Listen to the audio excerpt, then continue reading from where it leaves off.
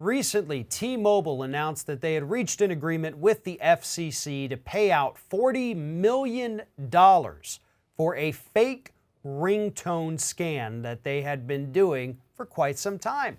But unfortunately, according to the people affected by this scam, T-Mobile's not paying out yet, even though they were supposed to be. Joining me now to explain what's happening is Scott Hardy with Top Class Actions. And Scott, this is a very unique, I guess, situation. Maybe not that unique for what we talk about all the time, but you had T-Mobile running this little scam, and I'll let you explain that in a moment, but then they agreed to the settlement, agreed to pay out, and then didn't pay out. So they admitted, okay, maybe we did something wrong. Maybe. We'll pay you this money, and then they just simply don't pay this money. So that's the story in a nutshell. Take us back to the beginning here. What exactly is this fake ringtone scam?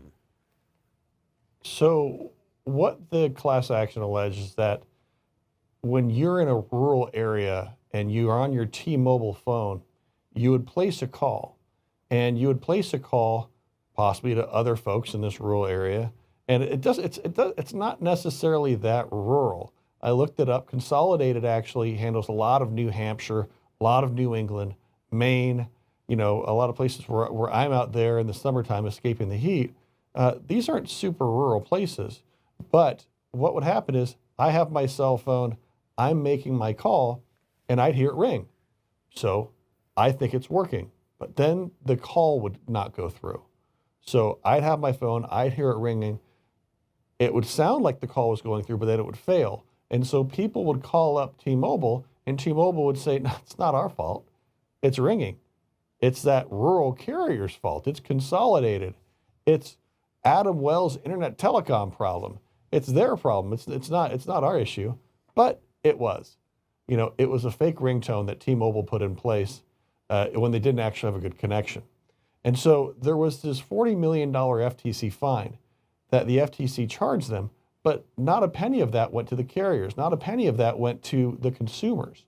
And so this class action is saying, listen, T-Mobile's making $1 billion a year in profit. If you're going to find them, let's make sure this money goes back to people that were affected. The telecoms, the rural telecoms that were inundated with phone calls because of this problem. They had to pay people to take these phone calls and take blame for something that wasn't their fault. What about those consumers who are making these phone calls and their calls weren't going through? Shouldn't they get paid for that lost time? And so that's what this class action is trying to fight for, get some justice on behalf of the consumers and see if the FTC will step in and really push T-Mobile to take that extra step and put some cash back in the pockets of those who are actually impacted.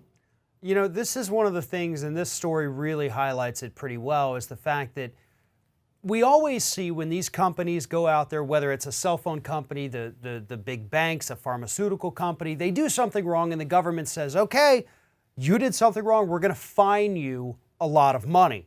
And people think, oh, good, that they're fining them, they're going to get all this money, it's a settlement, sometimes they call it, and then that money is going to come back. No, it's not going to come back to you. That's the government's money. The government wasn't harmed in this, but they're the one who get to pocket a couple, $1 million here. Meanwhile, the people who were actually scammed, the government says, oh, no, you guys got to go find a lawyer. We got ours. You need to go get yours if you can. You're going to tie it up in the courts for 4 or 5 years, or as long as the company can thread that out a little bit. But that's ridiculous to me. It's ridiculous that the federal government, not an injured party here, gets $40 million, and the people who were injured, the people who did get worked over on it, they got nothing right now. They've got absolutely nothing except a, pretty nasty telephone carrier. Right, and that's what these class action lawyers are fighting here. They're saying there are real damages. People were wasting minutes. They were wasting time. People were taking their time and calling in, complaining about this. The carriers themselves suffered real damages because they had the staff to handle these calls. They were damaged from a PR perspective because they were accused of providing lackluster coverage when that simply wasn't the case. It was this fake ring that this class action stage T-Mobile had in place. So there are real financial damages to go after here. We'll have to see if T-Mobile really wants to fight it, or if they're going to end up settling it. I think the issue that you're going to have is, how much were you actually financially damaged? Did you spend that time in calling in? Did that cost you time away from your job? What are the actual damages here, and how are you going to figure that out? That's what I think will be an interesting piece to watch as this class action progresses. Right, and this could be one where the companies, the carriers, the local carriers, as you mentioned, they may be getting a little bit more if this thing does reach a settlement or verdict than the just regular person who has T-Mobile as their cell phone service. But people were injured. It's important to get something for them. And that's why these kinds of lawsuits exist, because the government, as we mentioned, they're going to get theirs and they're going to be happy and they're going to move on.